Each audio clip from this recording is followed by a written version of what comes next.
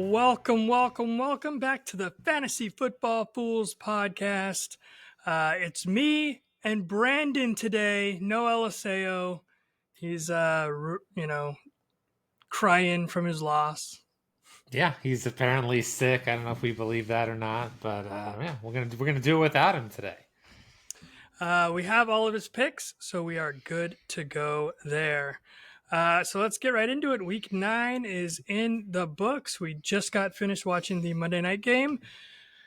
As a Raiders fan, I just wish Kansas City would lose at least one game. One game would be nice, And I feel like they could have lost like every game, right? It's always a one Yeah. score game. They always just have enough, but that's that Mahomes magic, man. If he has the ball at the end of the game, yeah, he's tough to beat. All right, let's get into injuries. Oh, son of a... That's going to leave a mark. Drake London, hip. Any update on him? They said hip contusion. Coach came out today and said day to day, so there's a chance he plays this week. Yeah, it didn't look terrible. He did it, I think, after he scored a touchdown, which was super helpful. But yeah, it doesn't seem like it's going to be a long-term thing. They called it day to day, so I would expect him to play this week. Worst case scenario, I think he only misses 1 week. Chris Olave, concussion, looked pretty bad. He's going to be okay. Obviously, he has to go through a concussion protocol, but not as bad as it looked. Yeah, I think they said it's like his 5th concussion. So he's like getting in like to a range here where you might see him miss a significant amount of time. Again, just the volume of concussions. Obviously, each one is kind of on its own, but when you have multiple like that, it's certainly a significant problem. So I wouldn't be surprised to see him miss, a few weeks at least, more than just that minimum of 1 that we're used to seeing. Did you see Michael Thomas and his? Yeah, went off on Derek Carr. Yeah. Throwing hospital balls and wow. Yeah. And then even Carr had to address it in the press conference afterwards, and it was very awkward, very strange. Yeah. And then Dennis Allen gets fired today, their head coach. So yeah, things aren't great in New Orleans. The vibes are not as good as they were after week 2 when they were scoring 50 points a game or whatever. I think they've lost 7 in a row now or something. 7 in a row, yeah. Yeah. AJ Brown, knee. I have out. Oh, is he out this week already? Do we know that? I don't know, but they said it's not as bad as they thought. So I don't think it's anything significant. But yeah, I would expect him to miss probably a few weeks. But again, it's Monday night. We're recording this super early in the week, so we're not entirely sure yet. But yeah, I would expect him to probably miss a week or 2 at least. Dak Prescott, hamstring. He was out for the game. He didn't even start, right? He didn't play at all?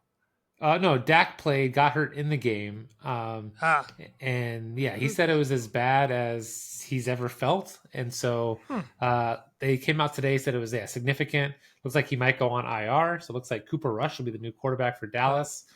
He was the starter 2 years ago, the last time Dak was hurt.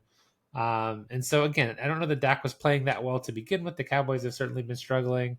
So not a huge dip. Obviously, it's a little dip to guys like CD and Jake Ferguson. But again, that offense wasn't great. CD was kind of the only guy there that you were confident in starting.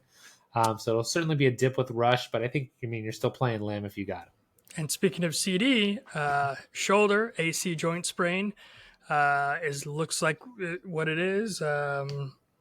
He might play, but yeah, he came back into the game after the injury, had a 2-point conversion that he caught. Obviously did some testing today. So I think, he's looking likely to play. But again, I think it's going to be kind of a pain tolerance thing, and we'll see. I am curious to see if he is hurt and Dallas continues to lose, how much longer he keeps playing, because that could certainly be something where they shut him down. But again, I think we're a little too early for that quite yet, but just something to think about long term. Caleb Williams tweaked his ankle. He is okay. And then I want to talk about this one. Not necessarily hurt, but he hurt you in fantasy. Puka Nacua got himself ejected pretty early on by throwing a punch. So we don't like that. No, he only had 1 catch. So that was the thing where he played last week, right? That Thursday night game where I don't think anybody was expecting him to play. So you probably didn't play him, and he went crazy over like 100 yards. then you're like, okay, you get excited. You play him this week, and he has one catch and gets ejected. There was actually 2 ejections this week, which I haven't really seen all year. 2 guys threw punches. They're kind of soft. Again, it's like if you're gonna throw a punch against the guy with a helmet, like I'd say let him. That's a stupid move to begin with. So yeah, it's very strange. But yeah, he got ejected. Definitely hurt fantasy owners because it was so early in the game. But yeah, he'll be back next week, probably ready to roll. Unless he throws a punch again. That's true. All right, let's get into the top players last week. Oh, yeah. These guys were good. I just got to get to the right screen here. There we go. Okay, number 1 quarterback on the week. Oh, my goodness. Joe Burrow, 251 yards, 5 touchdowns, and 11 yards rushing. Why not? 38 fantasy points. And we'll talk about who he didn't throw a touchdown to later on. But yeah. I'd say Burrow super impressive this week, and just kind of funny in our league. Eliseo, who's not on the show tonight, had him, dropped him. He was complaining about him. He went berserk. I actually picked him up. I didn't play him, but I wanted to have him for this coming week in a really good matchup. But yeah, Burrow is just one of those guys. You know, he's good. He's tough. He's gritty. He's going to perform. Maybe not this all the time, but certainly a guy worth having on rosters, and one of the top 8 quarterbacks moving forward. Certainly. So yeah, huge performance from Joe Burrow this week. I was glad that you didn't play him because I was playing against you this week, and then you had Olave who left. You first quarter, yeah. You had Njoku, who got you 2 points. Yeah. So, I said, okay, I got a chance. Yeah, Drake London, who... So I had 3 receivers that we talked about during the injured CeeDee Lamb, show. So I said, you know what? I can do this. I can pull this out. I picked up Aaron Rodgers. He got me 24 points. That was an impressive start on Thursday night, yeah. I had the Los Angeles Chargers defense, 19 points. Monsters, yeah. Brock Bowers, 10 points. I switched Jonathan Taylor in for Montgomery at the last minute. I played Jonathan Taylor. Yeah. That was a bad move. But yeah. Well, he was better. I think Taylor had more points, right? No, he had 5 points. Montgomery had 9. So. Oh, really? Yeah. But it doesn't matter. Well, that would have mattered, actually. We would have tied. Would we have tied? Oh. Yeah. But no, you came back and you beat me. So I had to sweat that one out, though. Sam Darnold on Sunday night. Our league, we've talked about this before, we do there's some negative points to it. So there's, obviously interceptions and fumbles, but then sacks are negative. Yeah, Darnold had -10 in the negative plays, which was terrible. But luckily he threw 3 touchdowns to overcome that and give me a late victory on Sunday Night Football. It was back and forth. I had Josh Downs and Jonathan Taylor, who did not do enough. But yeah, that's so it doesn't matter that you didn't play Joe Burrow, but you got him. So there you go. Number 2, Jalen Hurts, 30 fantasy points, 230 yards through the air, 2 touchdowns, another 67 on the ground, and a touchdown. Yeah, he's been outstanding. I think the last 4 weeks since their bye week. Yeah, he's been really good. 36 points last week, 30 this week, 20 and 24 the previous 2 weeks. So yeah, definitely a guy that's on the way up and playing certainly well. Another good matchup this week as they play Dallas. Lamar Jackson, 28 points. Josh Allen, 26 points. Patrick Mahomes tonight finally on the top 5 up there with 25 fantasy points. Yeah, looking at that top 5, that's the top 5 quarterbacks, I think, right? Coming into the season in fantasy. I think that's certainly the first time we've seen that all season, but those are the guys you expect to see up there when you drafted them very high this year. And then number 6, Daniel Jones, 25 fantasy points. Didn't expect that. Yeah, not a guy I expect to see, especially as I look at his box scores here. And I see 2 weeks of negative points for Daniel Jones on the year. So, yeah, certainly not a guy you expect much from. 54 yards rushing and a touchdown. That's what got him there. Yep. Wide receivers of the week. You have Jackson Smith-Njigba with 31 fantasy points. He had 180 yards and 2 touchdowns, 13 total targets. Yeah, he's benefited a lot with DK Metcalf being out. He's kind of, solidified himself as the number two when Metcalf is there. Obviously, he's a little better than Lockett, but yeah, he had a monster performance. A lot of that came too late in the game as they came back to send that game to overtime. But yeah, big performance from JSN in Seattle, and definitely solidifying a role on a really high octane passing offense. I think Geno Smith talked about it a few weeks ago. I think having the most passing yards in the league, and I don't know where he's at now. He's got to be close. He threw for 300 again today, or Yeah. again yesterday. So yeah, again, just a good offense moving forward to kind of get pieces of, and JSN solidifying that spot is certainly while DK Metcalf remains out. Zay Flowers, 25 fantasy points, 127 and 2 touchdowns. There was a lot of wide receivers. All the ones we're going to talk about right now have 2 touchdowns this week, by the way. That's what kind of catapulted them into this 20-point range. But Zay Flowers, Rashad Bateman, you never know. It's just a good team. Yeah, they traded for Deontay Johnson too, so I'm curious to see kind of how he fits in that offense. Flowers is definitely the number one, but I think Johnson will start taking some more targets away once he, gets comfortable in the offense. I think he only played about 15 snaps this week, but again, I think they're going to spread the ball around a lot. They have the 2 tight ends also with Andrews and Likely, so just a really good offense in general, like NFL offense, but probably not super favorable for fantasy unless outside of Lamar Jackson and Derrick Henry, obviously the big two. But yeah, I think you're going to see him kind of spread the ball around in the passing game there in Baltimore. This next guy I thought about picking up. I did not. So he's available, and I'm sure somebody will pick him up this week. Demarcus Robinson, 21 fantasy points, 94 yards, and 2 touchdowns. Again, Puka was back, so I didn't pick him up. Puka then left, and he had a good game. Right, but again, back-to-back good weeks for him with Puka. Like essentially last week against Minnesota, he also had 15 points, 2 more touchdowns last week. So 4 touchdowns the last 2 weeks. That's certainly looking good for that Rams passing offense. But yeah, again, it's hard to know what would have happened had Puka been there the whole game. But again, taking advantage of an opportunity, and he's been a guy that I want to say it was last year. I have to look it up to be sure. I think he scored like the last 5 weeks of the season last year also. So he's done it before in that offense, and again, the Rams offense, they want to go 3 wide all the time, so he's probably going to be on the field quite a bit.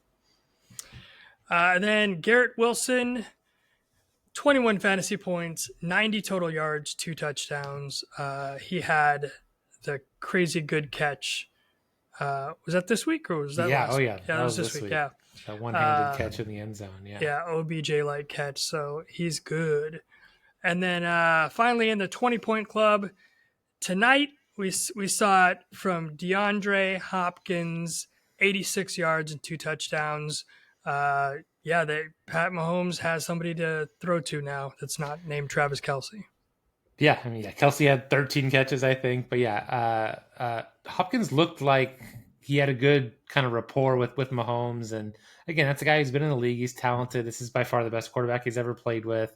So I think he'll be a weapon moving forward, certainly. And as you build more trust with Mahomes, kind of gets to the right spots, learns how to play with him, I think he's going to be even more effective. But yeah, we saw him go to him twice in the red zone tonight. So he could be a big weapon down the stretch for whoever has him. Moving on to running backs, Saquon Barkley with that backwards leap, 30 fantasy points, 159 yards and a touchdown, 40 yards receiving and another touchdown, and that crazy juke run, spin move, flying over your head. Yeah. Backwards. Yeah, I've never seen that before in my life. Watched a lot of football. Even my wife was watching and was like, oh my God, like, does that happen? Like, no, that never happens. I've never seen that. Like, this is like one of the most elite athletes doing that against like elite other athletes. So absolutely insane. Just a great day from Saquon, who's had a monster season. One bad game this entire year where he had 4 points against Cleveland, but outside of that, been an absolute monster. Over 100 yards in 5 games. That's 6 touchdowns on the ground this year, another 2 through the air. So he's been outstanding. Everything you kind of hoped for if you drafted him in the first round. This guy has also been outstanding. Derrick Henry, 25 fantasy points. He continues to get it done. 106 on the ground, 2 touchdowns, 27 through the air. He's a beast. He's going to win people some fantasy championships, I think, or at least be part of them. They do have a harder schedule coming up, but I don't think it really matters if you're Derrick Henry. Yeah, he's literally scored every single week. He scored a touchdown, so he's been an absolute monster. Already over 1,000 yards, already over 10 touchdowns this year, and we're barely at the halfway point. So just a monster season from him. Every time I look at Baltimore, I'm just like, how did you guys lose to the Raiders in week 2? Like, I don't get it. Somehow they lost that game, but yeah, they're on a tear. They're looking like one of the best teams in the NFL right now.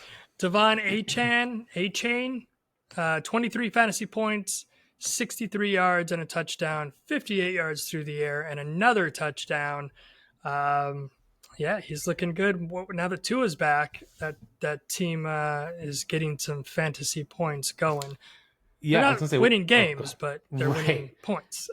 And the one thing about Achan, and I think you would kind of recognize this as a Tyreek Hill owner, I think Achan's the focus of the offense now. I think everything is running through him.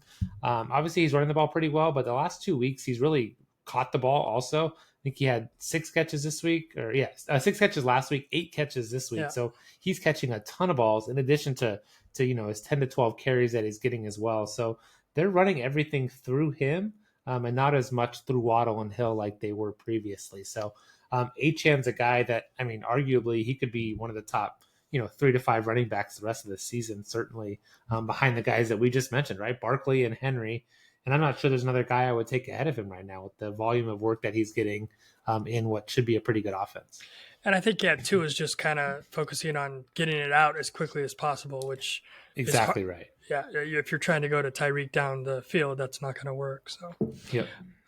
J.K. Dobbins, 22 fantasy points, 85, 2 touchdowns, 20 on or through the air. He's been good as well. He's another guy. Yeah, he was a late round draft pick in most leagues, and we've always kind of had the potential. He's been injury prone in his career, but yeah, this is the best he's been. This is, knock on wood, the healthiest he's been in several years. But yeah, he's the number one running back on a team that wants to run the football. Certainly, they can throw with Justin Herbert, who had his best game of the season this week as well. But they're playing really good defense.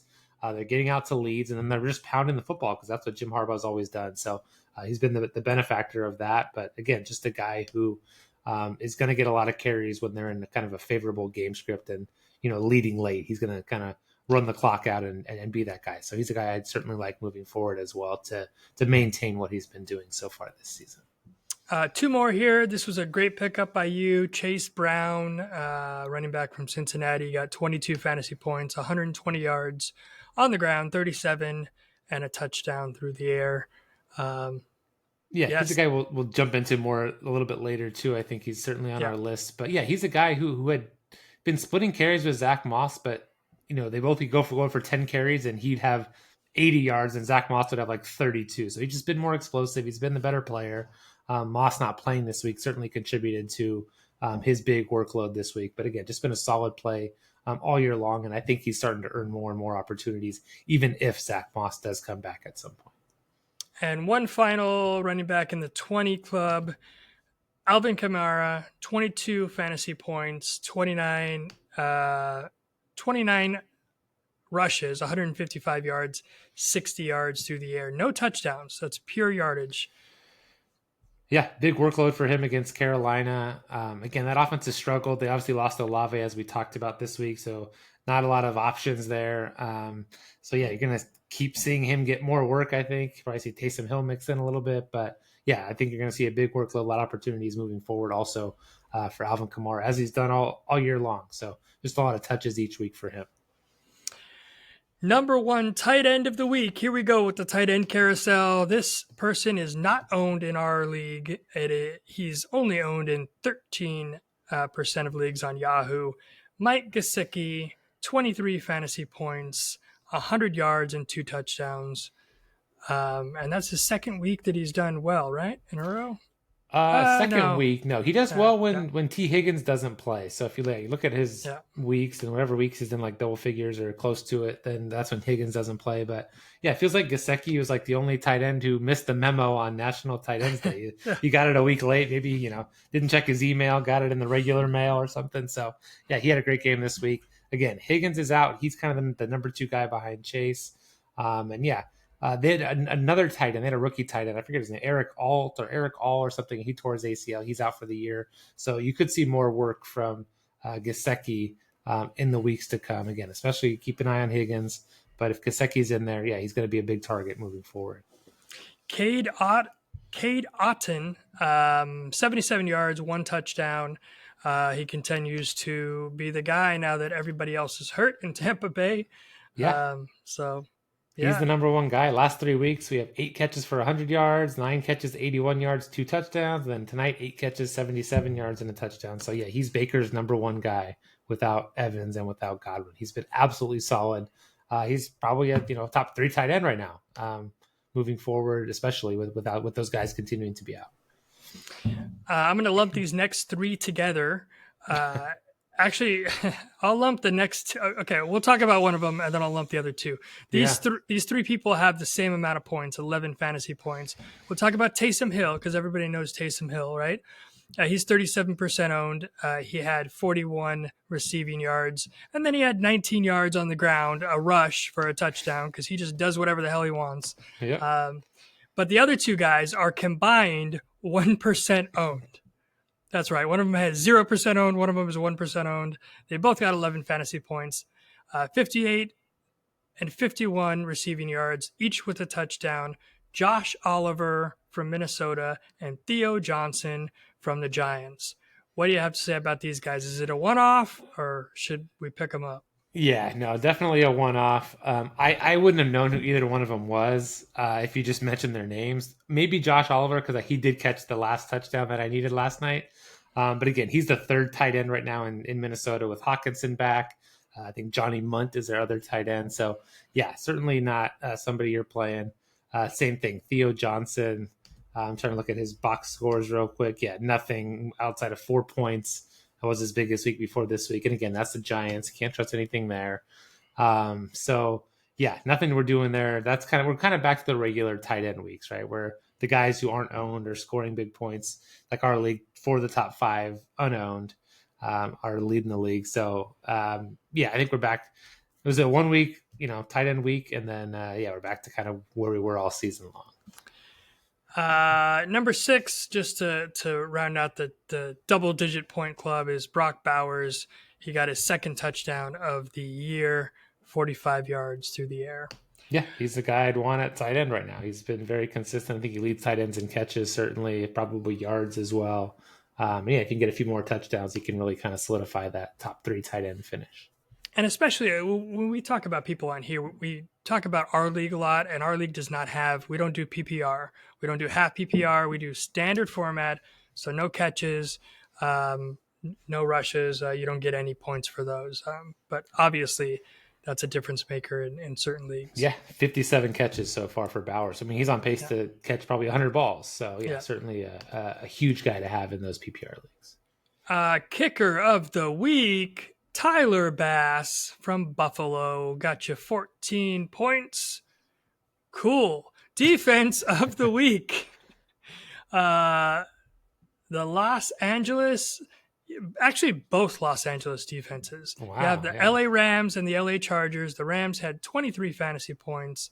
The Chargers had 19 fantasy points. The Rams are only 10% rostered.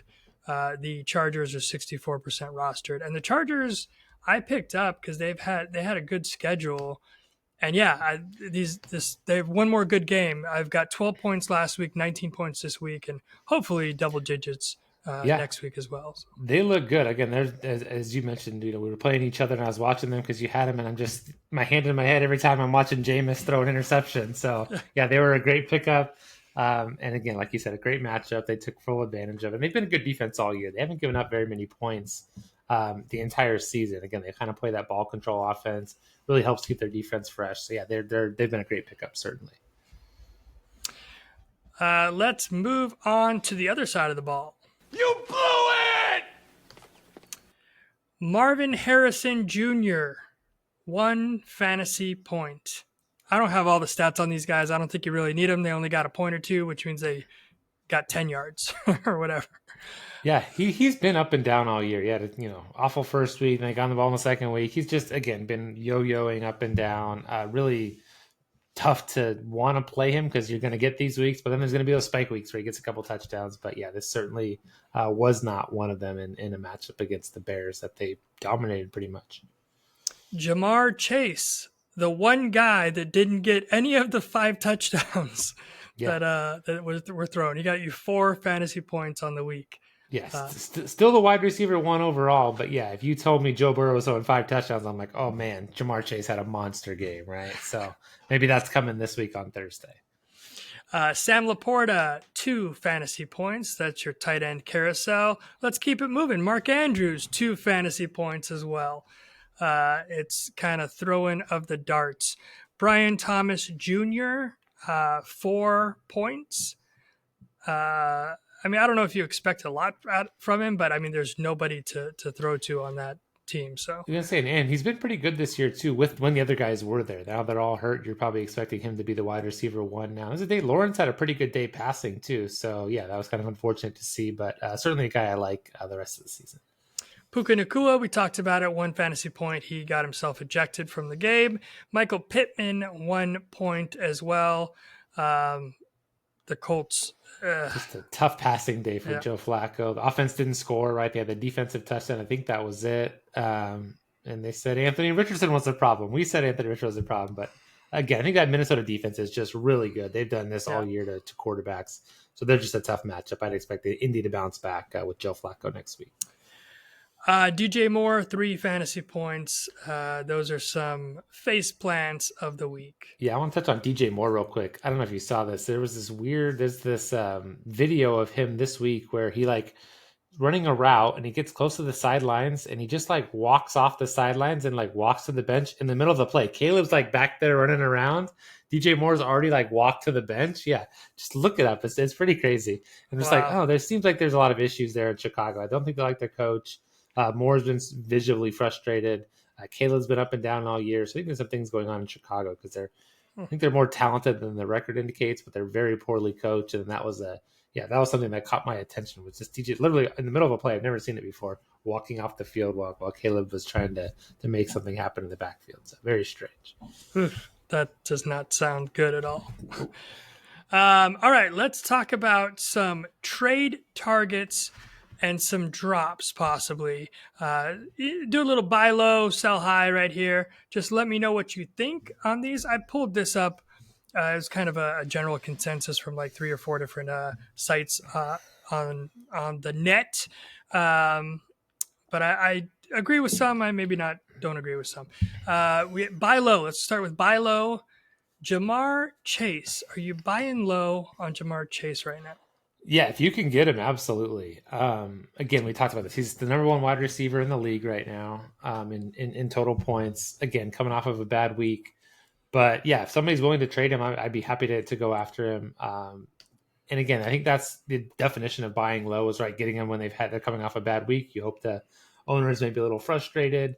But yeah, if Jamar Chase is available and you can put a reasonable package together for him, yeah, absolutely. I think he's a guy that I think is going to be really successful in the weeks ahead. And I think the trade deadline is coming up for most all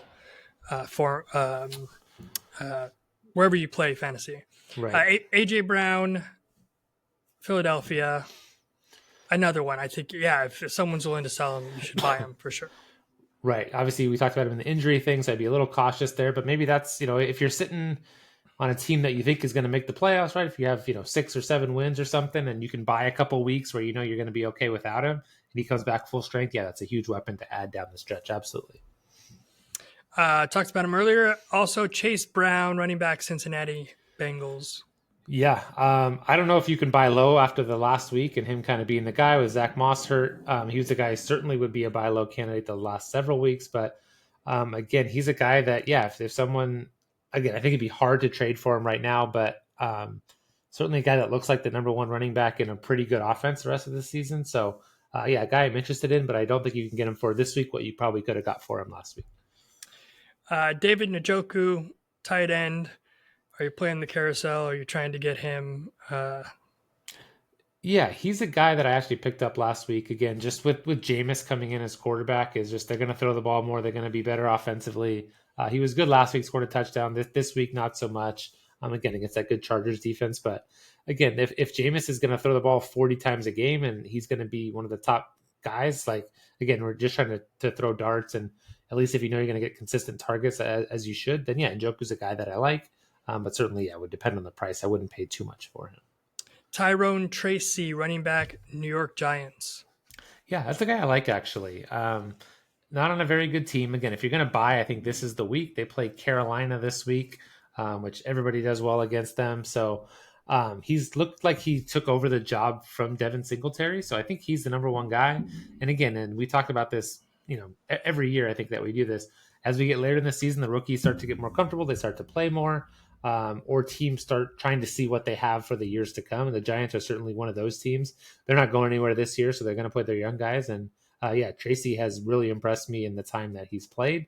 So yeah, certainly a guy that I would look at buying low this week if possible. What about Lad McConkey, wide receiver from the Chargers? He's been getting better and better throughout the season. Yeah, same kind of thing, right? A rookie getting more playing time. The Chargers are actually throwing the ball more the last couple of weeks too. Herbert's been really good. McConkey's been the number one guy. They have Quentin Johnson also. He's kind of been the big play guy, but McConkey's been the possession guy, catching a lot of volume. So yeah, absolutely. McConkey is a guy that I like in the back half of the second season. If you can get him for something reasonable, yeah, absolutely a buy low target right now. Interesting one here. Nick Westbrook Akini, wide receiver from Tennessee. Yeah, I feel like he's scored the last like 5 weeks or something. And obviously Tennessee just traded Hopkins, right? So they opened up some more opportunity for him. They still have Calvin Ridley, who's taken a step up. Again, I think it really depends on the quarterback play there. They were struggling when Will Levis was there. Mason Rudolph's played the last couple of weeks, and then Akine, yeah, he's got a touchdown in 4 straight games coming off their bye week. So he's been good. Again, not somebody I'm probably relying on unless it's a super deep league. Certainly encouraging. I just think it's hard for someone like this to kind of keep that up. So not really a guy I'm targeting, and might even be available on the waiver wire too if you're really desperate for the wide receivers, especially on that team as well. Right, just not a team you can trust. Amari DeMarcado, running back Arizona.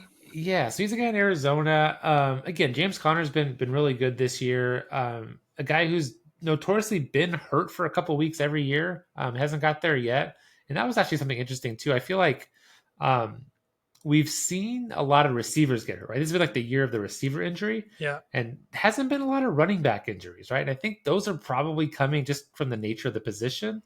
But yeah, this year feels backwards compared to most other years. So again, I think it's a time to kind of stash those high upside running backs.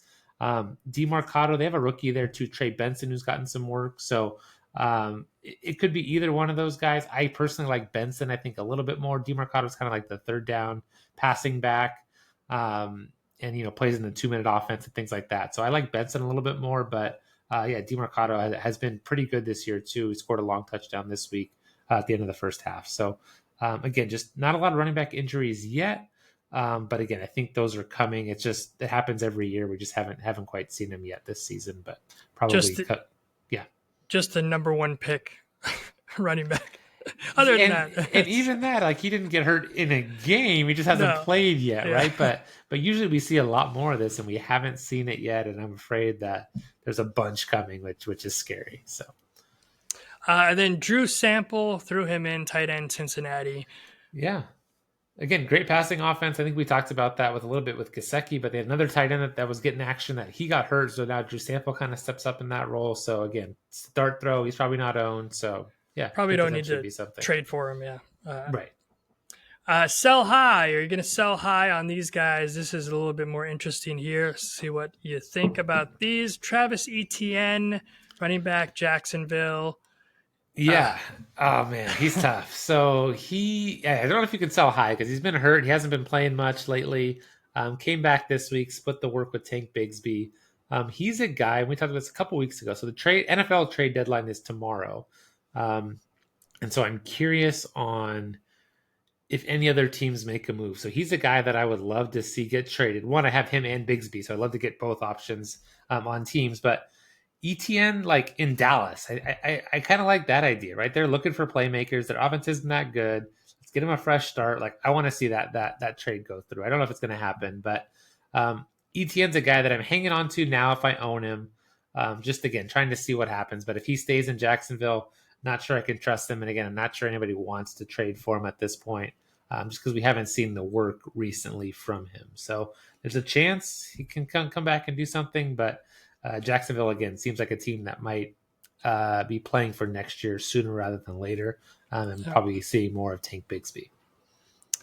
Caleb Williams. What are you Yeah, doing with him? he's tough. He's been up and down as well. He had some really good spike weeks kind of in the middle of the season. He's been pretty bad the last couple of weeks. I just think that offensive line isn't very good. So he's getting sacked a lot. He's getting pressured a lot.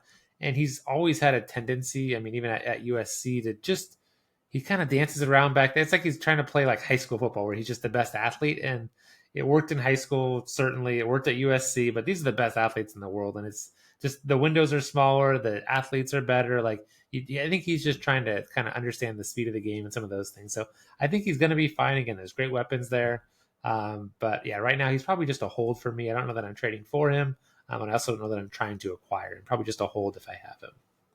Sam Laporta, tight end, Detroit. Yeah, I think he might fall in the buy low category for me. I think he hasn't done a ton this season. But again, we've seen the pedigree. He had 10 touchdowns a year ago. The owner of Sam Laporta probably isn't super happy with him. But again, he's a guy that if you have him, you just got to play him every week because he's going to score. He's on a good offense.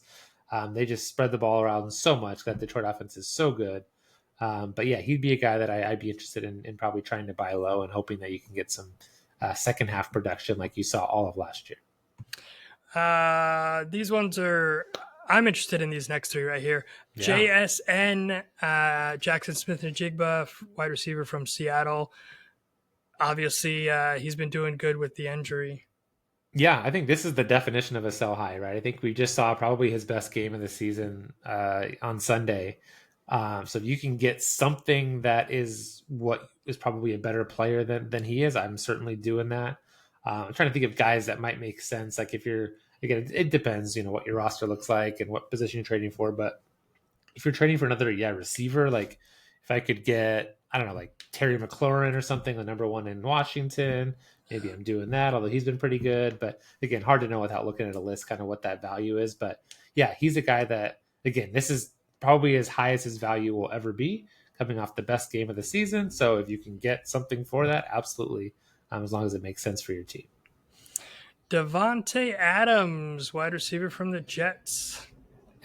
Yeah, the Jets are hard, man. They are so hard to figure out.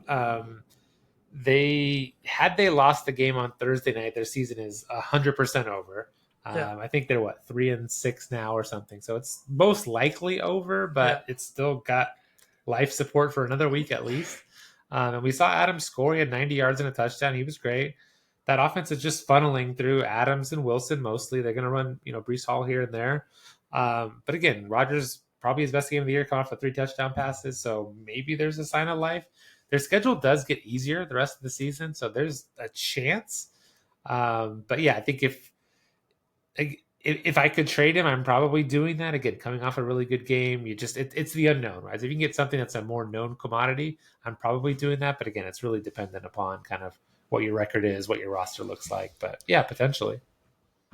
And then Rico Dowdle, running back from the Dallas Cowboys. Yeah, same guy. He had a great game this week too.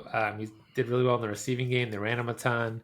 Ezekiel Elliott had some issue where he didn't even travel with the team, and I guess he wasn't going to team meetings, so they disciplined him and didn't let him play. Right, and so that's can't be a good sign for what's to come. So Dowdle might be the only guy there. And again, if we see Cooper Rush, the backup quarterback, that probably means more checkdowns. That probably means more runs. So yeah, Dowdle's certainly a guy that could get more work moving forward. Don't really like that Dallas team, in its entirety. So yeah, that's a guy that's you could probably sell somebody on that opportunity, right? Of like, look what he just did. He's going to continue to get more work. So yeah, he's a guy that I could look to sell high certainly. All right. You heard it there. It's the end of the trade deadline's coming, so do something if you need to. I know that I'm in that position right now after my loss to you this week. I have to figure out what's next, and I got a pretty good team on paper, but paper doesn't mean anything. Right. Yeah, but yeah, as you mentioned, the trade deadline in the NFL is tomorrow. The trade deadline in fantasy leagues is probably this week or next week. So yeah, there could be a lot of players changing teams in the real world and in the fantasy world. Let's move on to matchups. Oh, man. Man. Somebody didn't do good last week. Yours truly. All right, old scores. Me and Eliseo were 17 and 18.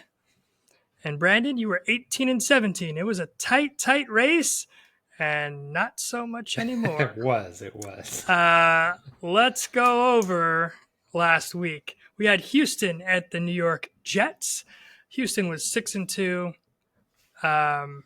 Jets were 2-6. We don't really need to know all that. Spread was 2.5. Jets were favored by 2.5 Somehow points. favored. Yeah. And Brandon, you picked the Jets to win. Me and Alessio said no. Houston's going to do it, but the Jets won. And that's what I said. I said there's no reason to pick the Jets. There's no reason that this line doesn't make any sense to me. That's the only reason I'm doing it, is because it doesn't make any sense. And Vegas knows what they're doing. They know. 21-13. They covered. You get the point. Denver at Baltimore was the next game. Baltimore by 9.5 points. Me and you picked Denver. We said, you know what? That's a lot of points. 9.5 is a lot. Maybe they can lose by less. Alessio said, no, Baltimore's going to win. And Baltimore destroyed them 41-10. So Alessio gets the point. Detroit at Green Bay was our next game. Detroit by 4.5 points. You think they're pretty good. They should cover that. You both picked Detroit. So I said, let me go against you and pick Green Bay, which was a stupid move because Detroit definitely covered 24-14. You and Alessio get the point. If you're keeping track, I have 0 points so far.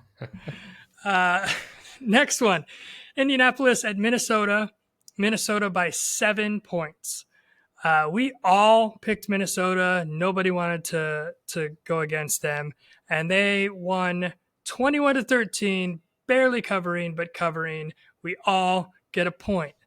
Yes. Yeah, I'm giving myself the point. Either none of us get a point or we all get a point. Doesn't matter. And then Tampa Bay at Kansas City was the final game. Kansas City by 8.5 points. This just ended. Kansas City did win. You both picked Tampa Bay. I picked Kansas City, but they did not win by 8.5 points. They won by 6. So you both get the point, which means I am 1-4 this week, and you're both 4-1. So that's a little bit of a swing there. New score 18-22 for me, 21-19 for Eliseo, 22-18 for Brandon. I got some ground to make up. Let me pull up Eliseo's picks. They're in. You got them too. You already know. Okay, so let's start with Cincinnati at Baltimore. Cincinnati is 4-5. Baltimore is 6-3. Baltimore is favored by 6 points with a 52.5 over under, the highest of the week. Me first? Sure. Oh, Cincinnati, they're looking better. Baltimore is, you never know with them. They can, but they lose to the bad teams and they beat the good teams. Are they going to beat them by 6 is the real question. And I think that they can't. I think that they're starting to get momentum and figure out their offense and understand that they have a ton of weapons. So I think I'm going to go with Baltimore by more than 6 points. Okay. And Eliseo took Cincinnati, right? Eliseo took Cincinnati, yes. Okay, correct. so the split is on. This is the Thursday night game, so big game for Cincinnati, obviously, as you mentioned. They're 4-5, could go a long way getting a win here. I just think that's too many points. I don't think Baltimore's defense is good enough. Cincinnati, Joe Burrow owns the Ravens. He has thrown for a ton of yards and touchdowns the last several meetings. So I'm going to take Cincy plus the 6 points. Uh-oh. Uh-oh, you two against me again. Could be good or it could be bad. Yeah. I guess that's what I need to catch up, right? Yeah. All right, next up, we have Denver at Kansas City. Denver is 5-4. Kansas City is now 8-0. Kansas City is favorite. Oh, actually, let me check. Let me see if it switched because they just won here. Let me go to week 10 here. Nope, same. So Kansas City by 8.5 points, 41.5 over under. Eliseo picked Denver. He picked Denver. Denver plus 8.5 for him. Okay. Gosh, we talk about this every week. I swear we pick Kansas City games every week. They never cover. They're at home on a short week. I don't trust Denver against good teams. I think Denver has beaten the bad teams. They've lost to the good teams. They got blown out by Baltimore last week. I'm gonna somehow do it. I'm gonna take Kansas City minus 8.5. I don't feel good about it, but at some point they got to cover a spread. At some point, so I'm gonna say that week is this week. Oh man. And I like just making you have to decide what the split. So. Like you said, Kansas City does not cover. I thought they were going to be able to cover this past week against Tampa Bay. Look, Denver doesn't have a great offense. They do have a good defense.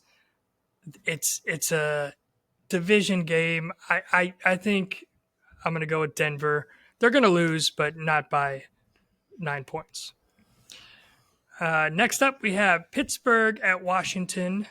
Pittsburgh 6-2, Washington 7-2. Should be a good game. Washington is favored by 2.5 points with a 45.5 over under. Eliseo picked Pittsburgh. Okay, he's got 3 underdogs so far. Yeah. Who's Europe? No, yeah. Who's that? I guess that would be Eliseo. Yeah, it doesn't matter. Yeah, this one's tough. Pittsburgh coming off of a bye. They have a really good defense. They don't score a ton of points on offense. Washington has a really good offense. They're not a great defense. Gosh, my head is saying to take Pittsburgh, but gosh, I really want to take Washington. I just think they're going to outscore them. Pittsburgh's defense is good, coming off a bye. They're going to figure out a way to slow down Jaden Daniels. Maybe. I'm going to take Pittsburgh plus the 2.5, but I could have gone the other way. I'm kind of with you. I don't really know which way to go, so I'm going to have to go with Washington just to, either catch up to you guys or go further back. Next up, San Francisco at Tampa Bay. San Francisco is 4-4. Tampa Bay, what's their record? 4-5. Yeah. San Francisco is favored by 6.5 points with an over and under of 47.5. Eliseo picked. Did he go with the underdog again? He did. Tampa Bay. His underdog week for him. All right, I'll go. Let's see. So San Francisco, they've had a rough year. Tampa Bay is a good team. They just can't get it done. I mean, Kansas City, they were right there the whole game. San Francisco's another tough matchup. But I think Tampa Bay is going to pull it off or at least lose by less than 6.5 points. Okay. I was going to take this team even before you said that, but I think San Francisco, they might get Christian McCaffrey back this week. They're off of a bye week, so maybe they're a little healthier, a little fresher. Tampa Bay just played a hard-fought game on the road on Monday night, so they have one less day of rest. I'm going to take San Francisco minus 6.5, and maybe this is the start of San Francisco looking like a Super Bowl contender again. So I'll take the 49ers. And last game, Detroit at Houston. Should be another good one. Detroit is 7-1. Houston is 6-3. Is that right? Yeah, they must have had a bye already. Detroit is favored by 3 points, 48.5 over under. Who do you think Eliseo picked?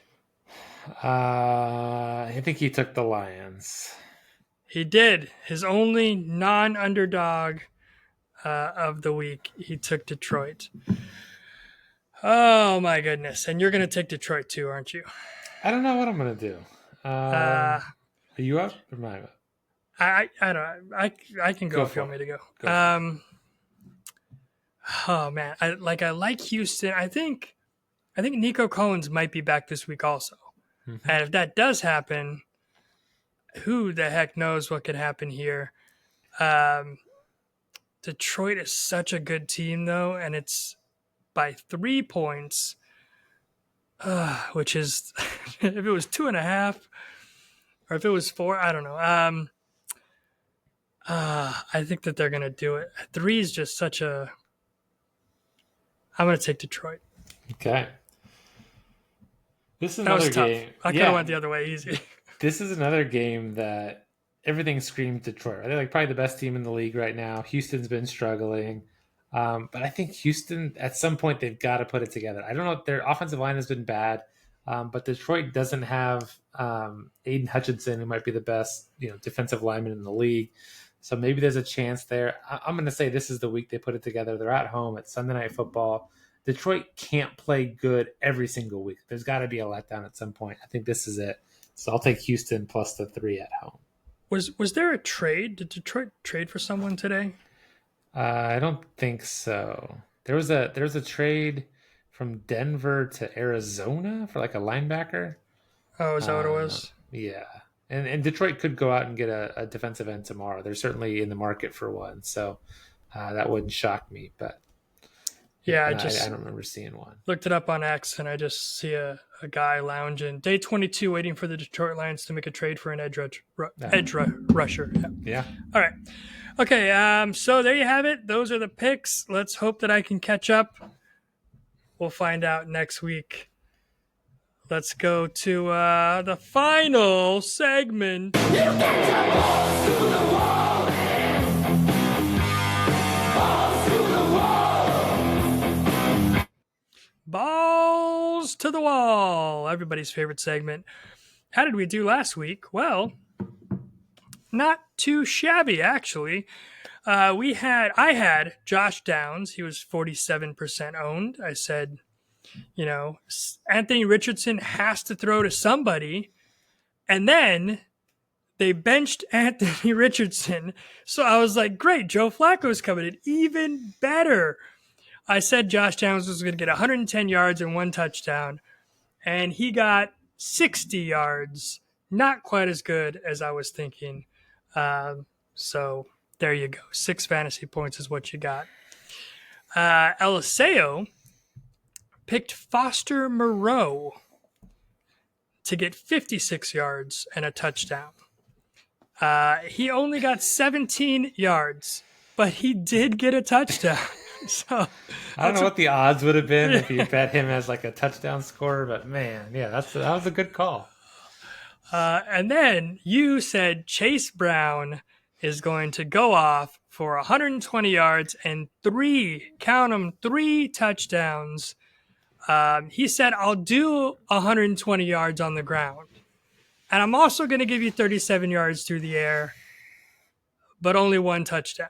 Still, he was close to 3 though, man. He got tackled on the 1. Again, they threw 5 touchdowns. They just run 2 of those in. He gets to 3, but almost. Good performance though. Still a good performance. That's 12, 13, 14, 15, 16, 17, 18, 19, 21 fantasy, whatever we talked about it was earlier. A lot. Yeah. All right. Let's go. You want to do Eliseo's first? Yeah, let's do that one first. All right. This week, Eliseo is picking. I feel like one of us has picked this guy before. You picked San Francisco earlier, right? Well, yeah. If this guy does this, San Francisco might win. He has Jawan Jennings going for 136 yards and 2 touchdowns.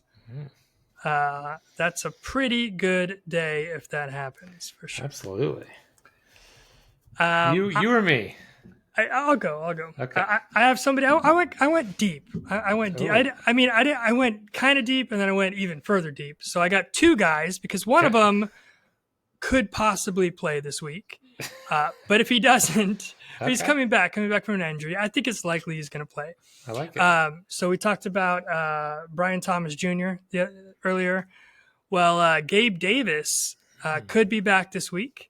And if he comes back, he's 15% owned. They're playing Minnesota, which I know you talked about it. They're bad for quarterbacks. They are great for wide receivers. They're like in the top 5 fantasy points to wide receivers. So it's weird how quarterbacks and wide receivers don't have the same correlation, but maybe they don't score touchdowns. They just score a lot of yards. I have him doing 87 yards and a touchdown, which I think for a 15% owned player is pretty darn good. If he does not do it, this is the crazy part. This is the balls to the wall. Parker Washington is going to do it. He is only 4% owned because he will be the one playing in his place. Same numbers? Same numbers. Okay, I like it. I'm going to go international this week. So we got Germany. A game in Germany that nobody should watch. Don't wake up early if you're on the West Coast. It's the Carolina Panthers and the New York Giants. Nobody should watch this. But once you wake up after sleeping in, you're sipping on your coffee, you can look at the box score, and you're going to see this guy who could have been benched this week. People were asking if he was going to be the quarterback this week. He's still the quarterback. Daniel Jones is going to go for 300 yards and 3 touchdowns this week against the Panthers. So in Germany, Daniel Jones, 300 yards, total yards, rushing and passing, and 3 total touchdowns. Wow. Yeah, by far the best game of the season for him. Famous in Germany is what he's going to be. Oh, yeah. Daniel Jones. Why do we have this game? Are we trying to get international fans or are we not? Yeah, they couldn't have known it was going to be very good at the beginning of the year, but this is probably even worse than they anticipated. So I'm hoping there's some like Malik Neighbors fireworks because he's exciting, but outside of that, who knows? All right, there you go. You got it. That is it. Week 9 in the books. The fantasyfootballfools.com, Fantasy Fools Pod on X. Tweet us, X us. What do you say? Tweet, whatever. Write us and let us know what you want us to talk about next week. Until then, don't be a fool.